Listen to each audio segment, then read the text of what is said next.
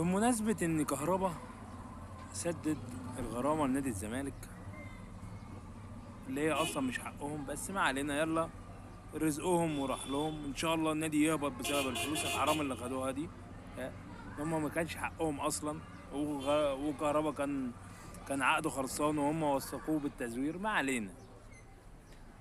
بس طلع رئيس منظومة الزمالك السابق أحمد الخضري قال إيه؟ قال لك إن كهربا ومحاميه ومسؤوليه كانوا عارفين ان في تعويم، وان كهربا لو كان استنى شوية كان هيدفع فرق كبير جدا، فرق 50 مليون.